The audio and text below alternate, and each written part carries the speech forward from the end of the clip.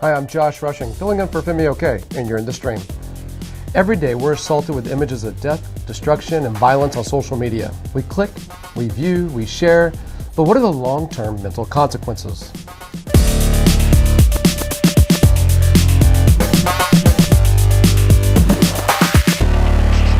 Our digital producer, Malika Bilal, is here looking out for your live feedback. So, Malika, new set today, huh? What do you think? It is a new set. It's a lot cozier. I like it. It is cool. I kind of like you sitting closer to me. Me too. Yeah? What's the community saying about today's topic? Well, they seem to be having a dilemma on whether seeing these images that are often tweeted out, it opens our eyes to reality, or does it diminish the impact of what the image is showing? And that's summed up here in Google+. Krishna says, being aware of the violence around us, will it desensitize us, or will it make us take a stand against it? For this view at home, we want to hear from you as well. So join the conversation. Just make sure you use the hashtag AJStream. We should get Christian an Al Jazeera hat or something like that. It was a good good nailed question. it today. All right, we're joined on set by Hansen Hussein. He is the director of the Community Leadership Program at the University of Washington and was previously a war correspondent for several news channels. Yeah, NBC, CBC, based in the Middle East, Iraq, Israel, Jordan. Are you looking for a job? No, I'm quite happy in my little corner of the world in Seattle. Up in Washington. Well, thanks for flying all the way here, cross country, to join us. I appreciate it. We'll get right back to you. All right, if you want to comment on today's show, there are a lot of ways to do it. There's Facebook and Instagram, and of course, my favorite, Twitter. So like Malika said, tweet us with the hashtag AJStream. You could be a part of future stream episodes, and you could even comment on today's episode.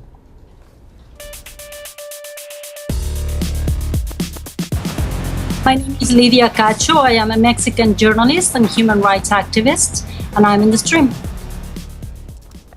A referee beheaded during a football match in Brazil, endless images of death in the ongoing war in Syria, and the lifeless body of Trayvon Martin all went viral. With every click of the mouse, we're bombarded with photos of violence, death, and destruction on a daily basis, distressing and unfiltered. On social media, explosions, brutality, and injuries happen an infinite number of times, watched, shared, and tweeted. On today's show, we examine the long-term impacts on individuals and society. Are we numbing ourselves or causing post-traumatic stress? Now, I want to give you a warning as our viewers. I can't really have this discussion without showing you some pretty graphic images, so stand by and beware.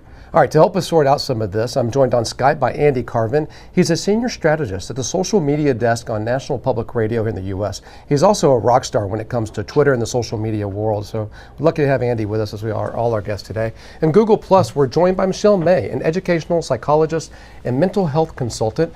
And also in our Google Plus hangout is David Clinch. He's the executive editor of Storyful. All right, so Hansen, let me ask you, do you feel like you see more violent images today because of social media? And if so, what do you think about that? You know, the bottom line is that we've always sought out violent images as long as it's available to us, and the difference is today that it's incredibly more available to us. It's been democratized, so we can produce more of them and we can share more of them, which makes it readily available. It's not quantifiable, but there's no doubt that we are seeking these out and we're getting them. Well, certainly before the internet. I mean, how could you even imagine seeing violent images if it didn't come through network news? Well, that was or totally newspaper, gatekeeper right? stuff back then. But even, most recently, say 2004, the execution of Saddam Hussein, people sought that out. Nick Berg having his head cut off by Al Qaeda. People look for that stuff, whether or not they can get it readily. Now we can get it readily. All right, Andy, do you think that's true? Do people look for that stuff, or does it happen to fall in front of them and they see it? Are people seeking out this kind of video? There's a certain percentage of the population that has that gory interest in seeking these things out, but I think more people are just interested in trying to get an unfiltered version of what's going on in the news. Historically, mainstream media has had a pretty good grip on what goes across the transom and what doesn't. But thanks to Twitter, Facebook, YouTube, and all the rest, if people really want to have an in-depth look of what's happening in Syria or somewhere else, they now have that opportunity to do that. And so I know you see a lot of this kind of imagery coming in, and you have to make the decision on what to retweet, what to publish, and what not to publish. What goes into that decision? And then what's the impact on you on seeing it all? It's really evolved over time. Early on, I tried to capture and share as many video clips that I could find related to war crimes, particularly targeting civilians in Syria, also in Libya and other parts of the region. But the stream of content that comes out of the region is literally impossible to keep up with now. I'm following dozens of channels on YouTube, and at any given moment, if I try to watch them, you literally can't watch everything that's coming. And so I've become a lot more selective about what I show. Also, I do worry about my own well-being, my Twitter followers' well-being, because when you watch too much of this footage, you definitely start to get a bit numb. And there have been times where I've been doing other things and suddenly had flashbacks to things that I've seen in some of these videos. And so I try to be very aware of what I'm seeing and my responsibility when it comes to sharing it with the public. It's kind of the thing with this. Once you see it, you can't unsee it, right, Malika? Exactly. And I think Andy mentioned kind of a two-pronged approach that our community is weighing in on. Imran Khan on Twitter says, in my opinion, it's good because the rest of the world will know what's going on. On the other hand, Michelle on Facebook, Brian says, I remember years back watching that first Al-Qaeda beheading of the American soldier in Iraq, which is something that Hansen just mentioned a little earlier. And Brian on Facebook says, I didn't sleep for days. So psychologically, what does seeing these images, these videos, these pictures do to us? Well, there's been several studies about what it does to us. It does desensitize us. It does make us more tolerant of pro-violent attitudes. It does decrease our empathy. So there's no doubt that it affects us. I think what's key is knowing when you're watching too much of this. So it's important to know, it's important for reporters to report this, but you have to know your own personal limits on when you know enough and when to stop. David, can you tell when the people who are working there at Storyful have seen too much of this? Well, I would like to say yes, but on the other hand, I'm not a professional. And one of the things that we do at Storyful, and something we did at CNN, and I know other news networks do this as well, is we make resources available to our staff. They're constantly, our job is to verify content for news companies. We have to look at every detail of some of the most horrific video that's out there. And when and if people who are working at Storyful need access to resources, whether it's to talk to somebody else within the company or professional resources from outside, we make that available to our staff. Now, obviously, we are not equating watching the video online with actually physically being there on the ground and the kind of trauma and PTSD that those people directly involved can experience. And I do not even know if PTSD is a correct analysis of what people who watch videos online experience. But I do know that it does have an effect. And I think, as Andy was saying, and he and I have talked about this many times, it's not always the thing that you think is going to affect you that does. Sometimes it's something somewhat incidental. You might be looking at a piece of video and you know there's a small girl with a green jacket lying dead in one piece of video, and you're comparing that to another piece of video that shows the same small girl in a green jacket, and you're just doing verification, and then all of a sudden you realize you're looking at a tiny child who's dead. And if you're a father, if you're a parent, if that kind of thing begins to affect you, sometimes you can watch hundreds of videos that can be very, very traumatic, and just one piece of imagery will just flick a switch in your brain, and probably does in the audience as well. And that's when you need to be able to reach out to other people to talk about it, and maybe sometimes for professional help. So Maya, when you hear this flick a switch in your brain, it feels like PTSD. I'm sorry, Michelle, it feels like PTSD. Is it PTSD, or are we talking about something different here? I think what David pointed out, that watching something from the safety of your home is not like being in a war zone or being in a disaster area or even being in a car accident or being raped. They're two very different things. And the new Diagnostic and Statistical Manual of Mental Disorders just came out this May, and they were very clear this time, because I think the community knew that there was some discussion about social media PTSD, and they're very clear and specific in this new edition that it needs to be direct exposure. However, there's also that caveat that people who work in war zones, or who, I might even argue someone perhaps like Andy Carbon or people working with David who are constantly bombarded, they might be special and unique cases. But this is something that has not been studied. And I think that the the American Psychiatric Association, who's responsible for this manual, I think they're being very conservative, as they should be, because they don't want to cause hysteria. Well, Michelle mentioned people who work in war zones, and of course, Hansen, you have. What are your thoughts on that? Yeah, I wonder if a new reality can settle in, whether or not you're a first-hand witness to this or you're seeing it on social media, where you begin to think that's what life truly is like. There was a great book a few years ago called War is a Force That Gives Us Meaning by Chris Hedges. That is a great book, It's actually. a terrific book. Yeah. And for me, I read it when I came out of the war zone after 4 years. It's like you can't reintegrate into real life because you think that violent world is the real world because it's just so in your face all the time. And so to extract yourself from that becomes very hard. And I suspect that's the same thing even if you're watching in social media. You think, oh my God, I can't exist in this world anymore. It's just so horrific. But Andy, there's something. Exactly. Okay, so to say that you're not there, you're not under threat is one thing, but you're seeing so much more of this, because when you're actually there and on the ground, you may see something happen before your eyes, but then it may be a long time before you see another event like that. Where you're sitting, Andy, you're getting a constant stream of this kind of imagery, and I'm wondering if that has its own different profound effect, and if so, what that is. Yeah, I think the fact that it's boom, boom, boom, one after another, it does add up in a way that's somewhat unrealistic to the way you would experience it in a conflict environment. One thing I discovered was that early on, when I received these videos, I really tried to focus on each one of them individually. I'd stop whatever I was doing, I'd sit down and I'd really focus on it. But then after about 6 months of these revolutions going on, I'd find myself sitting at my desk just hitting the play button again and again and again while listening to music and eating a sandwich at lunch, and it suddenly hit me one day that this is just so wrong.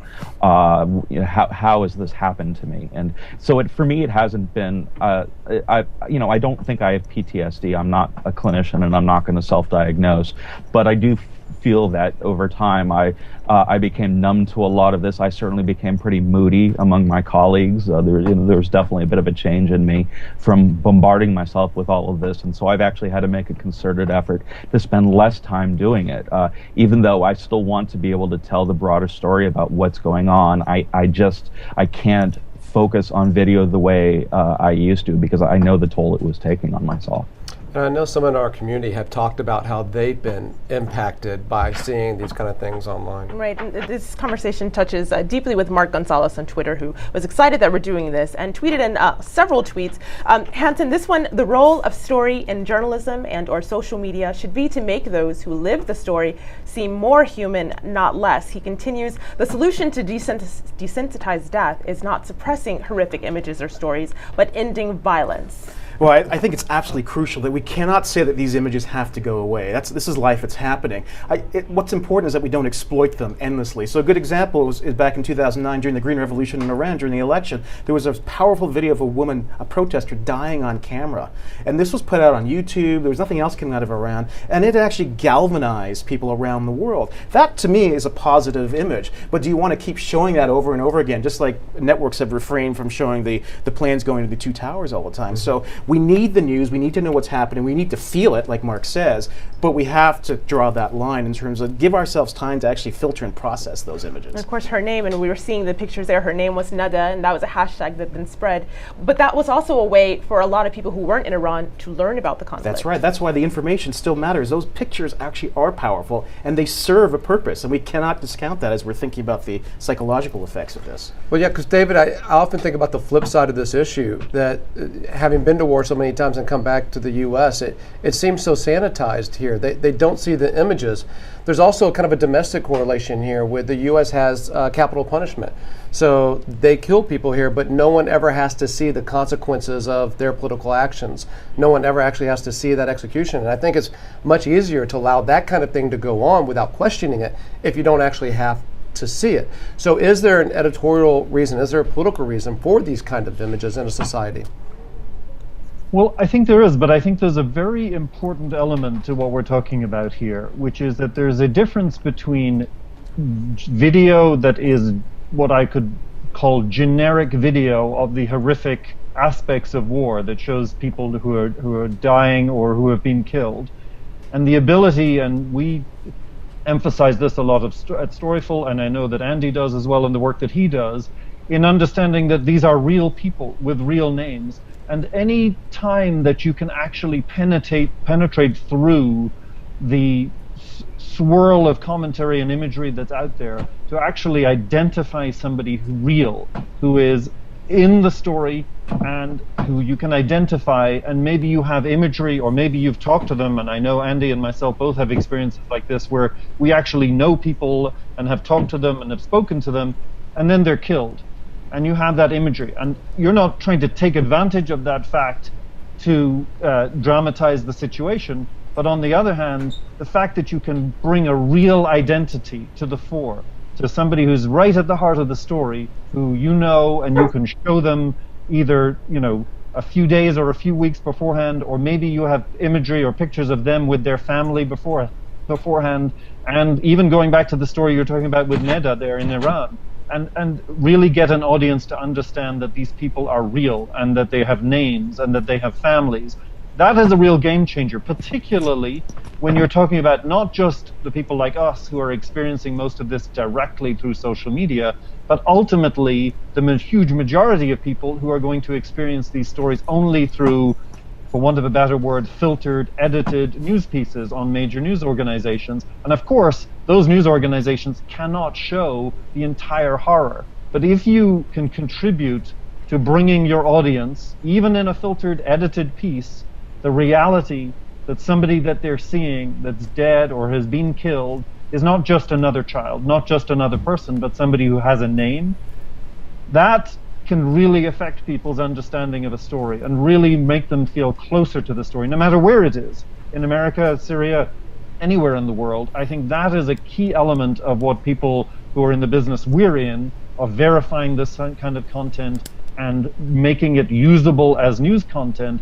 That's the significant contribution that you can make, is not just showing pictures of dead bodies, but actually establishing that these people are real. And David, it's like you're reading the mind of our community member. Stephanie says, viral violence shows the very real, very human cost of violence taking place. It could easily be any one of us. So Michelle, we actually have a video comment of someone who it was. Have a listen to this.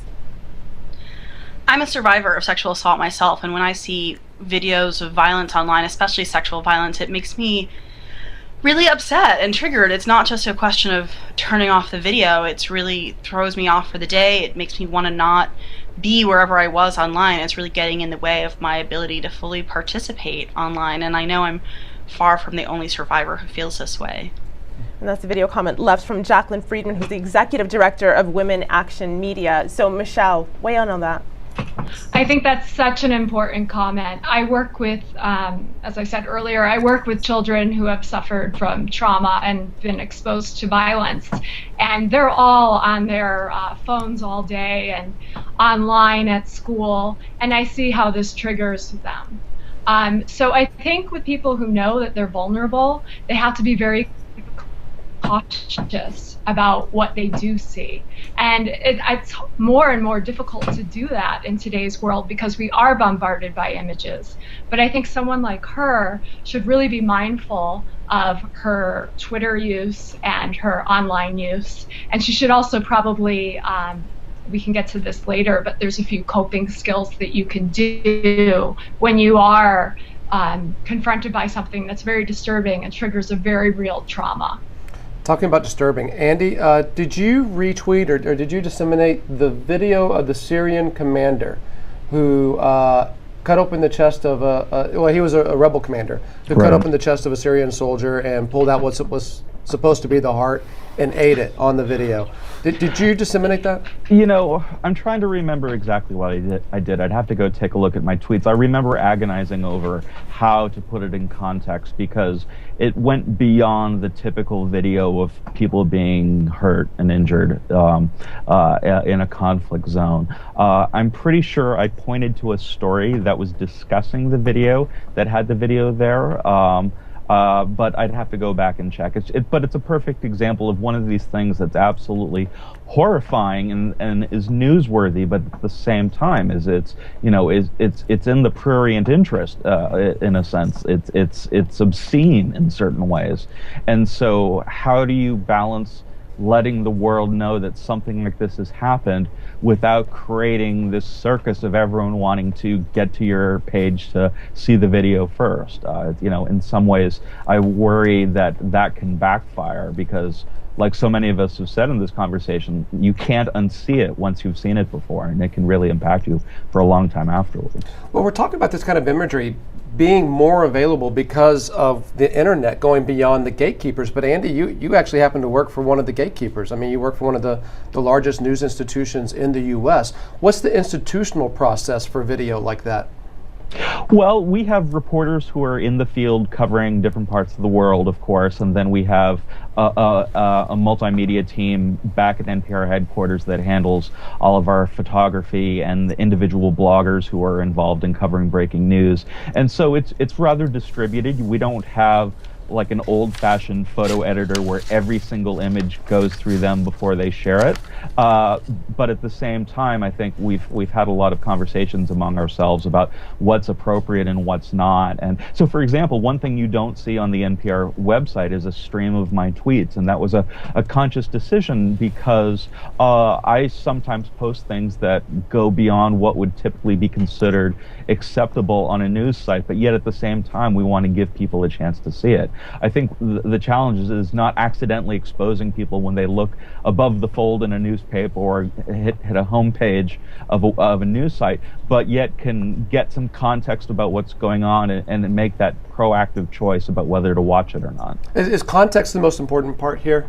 Context is huge. Almost every single time I've ever tweeted one of these videos, I include the word graphic in it. And if there's space, I try to lay out as bluntly as possible what they're about to see. I've been caught off guard when people have sent me videos without describing the context of them.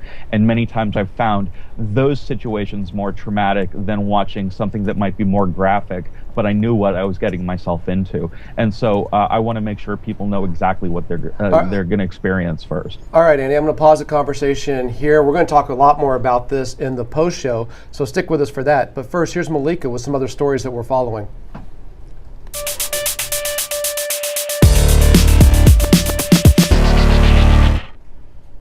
The first one is in line with today's show. The planning and execution of a suicide's gone viral in South Korea, sparking an online debate about the complicity of the media. The leader of a controversial web forum advocating men's rights jumped from a bridge a day after pledging to commit suicide to draw attention to his group. Images surfaced online of Sung Jae-Ki's suicide, showing several people on hand to film the act. One of those filming was identified as a cameraman from South Korean TV station KBS, prompting some to accuse the station of failing to stop a suicide. One observer writes, KBS arrived at the scene without taking action, and Sung Jae-Ki just fell. With the time it takes to strap on the camera, you could run to him and grab him. Authorities launched a massive search effort following the jump, as this footage from Korean station YTN shows. Sung's body was found in the river Monday afternoon. Our next lead's from the UK. An ad campaign in several of London's racially diverse neighborhoods warns undocumented immigrants to go home or face arrest. The ads offer to help undocumented immigrants return to their country of origin, but some residents aren't buying it. Using hashtag #RacistVan, Paul on Twitter says the ad will only foster fear and hatred. Netizens also shared photoshopped versions of the billboards, changing them to warn of issues like tax evasion and lobbying. Others are encouraging those opposed to the campaign to flood its hotline with bogus requests for things like taxi rides for quote-unquote help getting home. Well, for more on both those stories, head to our website at stream.aljazeera.com and share your thoughts. Josh? All right, thanks, Malik. On the next show, if you're in the UK and want to watch porn online, you may have to add a click to your routine while Big Brother watches. We're going to get personal. We'll tell you more about that on Tuesday. Meanwhile, stay with us. The post show is next at stream.aljazeera.com. We'll see you online.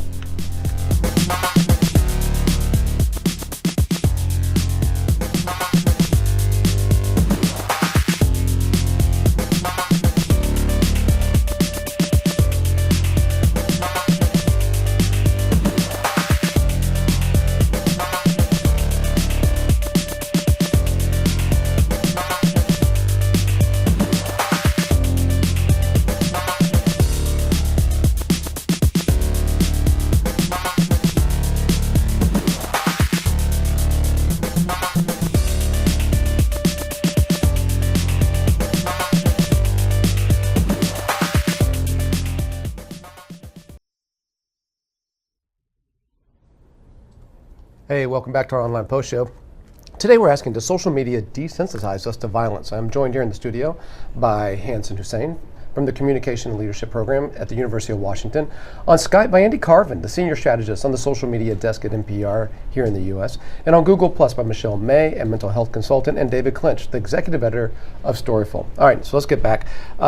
You wanted to jump right in there at the end and say something about the filter. Yeah, in the old media world, where we just had gatekeepers, it was very much filter then publish. That's how they dealt with things. Now, because of the internet, because it's so accessible to so many people, it's publish then filter. And what's happened is that we've lost the filter in the way that we communicate. And what we haven't gained to compensate is the values, the social norms. How are we supposed to behave with this?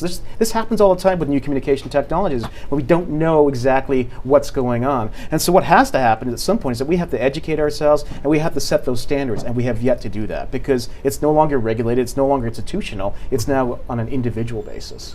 David, what do you think all this means for journalism and the future of it? Well, I think it means Storyful's going to be around for a long time. there is no indication at all that social media content and violent content of all kinds is going to in any way become less of a factor in our understanding of what's going on around the world. And if anything, I would say even more horrific video and content turns up all the time, and the issues that journalists and anybody trying to understand that story are going to face are only going to increase. So I think it's very, very important that people in the industry and also people in human rights and other aspects of people who might be looking at this kind of content really talk about it amongst themselves and even establish a continuing conversation about it. Michelle, does this say something about our society? I mean, I'm kind of wondering, when you see like the Brazilian ref and that video is popular and there's a woman running around with legs that have been cut off. Are we a more violent society, or we're just able to see ourselves a little more clearly through social media? I'm not sure. Sometimes I think that people are looking to feel something strong because they're not in their everyday life. And that's the only thing I can really think of why someone would want to continuously watch very disturbing images. Something else that I think is going on is we're sort of lacking a sense of community, and people are finding that online, but they're neglecting their real life. So they're sort of living in this, it's a real world, but it's also not a real world because it's only online. So I think this is a very serious issue that society has to deal with. But I think it starts with us as individuals making better choices. And I think right now, like was mentioned earlier, this is uncharted territory, and so we're not making the best choices right now. It's definitely uncharted territory. And Hanson, I want to pick up on something that you said. It's about who's setting the standards. I want to shift to Egypt now, because we had a very interesting conversation with Gihad al-Haddad, who's the Muslim Brotherhood spokesman. Our producer asked him, he's been tweeting out, as Andy you have, he's been tweeting out a lot of images from the recent violence there in Cairo with Brotherhood supporters. We asked him whether or not some of the images that he's shown, if the family members would be okay with him showing them. And he admitted that he said, "You're right. We discussed that here, and you might notice I didn't do that in what he called the second massacre." So mentioning that he did it at first, but then took a step back. But he follows, in the chaos and the realization that no one is reporting to the world, I felt compelled to get the word out. Some of those dying were asking us to let the world know why they died. I lost 6 friends in the Rabat massacre. So Andy, of course, you've also tweeted some of these images that we've seen from Egypt. It is a way to let the world know, but what are your thoughts on what Gihad said? Well, it definitely raises tough questions about being sensitive to the rights of the family. Sometimes there's no way avoiding it because this footage is happening essentially live. A lot of the footage that I saw coming out of Rabat Square that particular night was on live television. They were streaming from the field hospital that had been set up, bodies being brought in, and a lot of the clips that get circulated later come from those same scenes. And so when you're dealing with what's essentially a live breaking story, it's you're just struggling to keep up with the story as best you can. But having said that, there are other times where footage is circulating, and you have to wonder what the families know. There have been some well-known cases, like in Syria, a boy named Hamza al-Khatib He was tortured and executed by the regime about 2 years ago, and after his family received his body, they allowed a video of essentially an ME's report to be shared afterwards, showing someone talking about what had happened to him while showing his body, and that's got to be a horrifying decision a family member has to make. But at the same time, I think they realized the world needs to know. It's just, in the reality of the news business, you don't always have the luxury of consulting the family first, and it's a real shame we have to live in a situation like that. There's also a reality in the social media business that because everybody's doing this, there's a certain level of noise that we have to get over. So if you're actually somebody who wants to communicate something meaningful, there's almost a video game mentality that goes into how on earth am I going to get people to pay attention to this? And so the more graphic the image, frankly, the more likely you are to cut through that noise. And so you want to get uploaded in Reddit, or you want to get as many retweets as possible, and people get caught up in that mentality of trying to, I want to be recognized for being the person in my community that brought this information or this image. And this is the problem. It becomes very competitive at the same time. It sounds exploitative. It does. It gets to that point, I believe. Also, I think you really get a sense of it and the double standard of it when colleagues are in the firing line. I remember when Marie Colvin, for example, was killed, or before that, Chris Hondros and Tim Hetherington. Word of their deaths spread across social media very, very quickly before it was officially reported on. And and I was part of those conversations as well. But as it was going on, I kept asking myself, do any of their family members know yet? And if so, what on earth are they thinking right now? He's a trained journalist, so he's asking the right questions. Well, good. This question's really, I think, more talking about U.S. society, but go philosophical with me here for just a second. I wonder, in the U.S., we've done everything we can to remove ourselves away from death, in a way. Like, only a generation or two ago, I think you were probably more likely to kill your own food, to kill a chicken in the backyard and eat it. I think you're more likely to have your parents or your grandparents die at home rather than in a hospice center. We've done everything we can to remove ourselves from death. And so I wonder if these kind of images are more traumatic for society that's done so much to remove real, actual death from our own personal lives. I think there's no doubt that I think American marketing generally has given us all happiness pills, like the Mad Men era, because we have desensitized ourselves from that point of view that there's something called the breakfast test when it comes to mass media, that you don't want to offend people because you don't want them to go away somewhere else. You want to keep those people. So we want to make sure that they're feeling as happy as possible, and you don't want to expose them to those images. So I think you're right. I think in a bigger picture way, we have removed ourselves from the reality of death in this country. And I wish that our media wasn't. I think the breakfast test is right on there, because for decades, U.S. media basically went by that standard. Can you sit in front of your children at the breakfast table looking at a newspaper, or you can sit there at night watching the nightly news together? And for decades, that basically meant using a certain amount of visual discretion. Social media has changed what we're all able to receive directly from ourselves, and I think the media world is still struggling in terms of what standards should change in terms of the various platforms we use to get the word out. That's why I don't think it's such a bad thing. I mean, I wish it wasn't so exploitative, and I wish we wouldn't see all these images, but I think the veil has to be removed, especially from American discourse on some of these issues. For a society that's removed death from its real life, it seems to be obsessed with it in its entertainment. I mean, look at the video games, the movies, the television. There's no breakfast test for that at all, seemingly. And I guess moving from the violence we consume to porn, because tomorrow we're going to get a bit personal for those of you in the UK.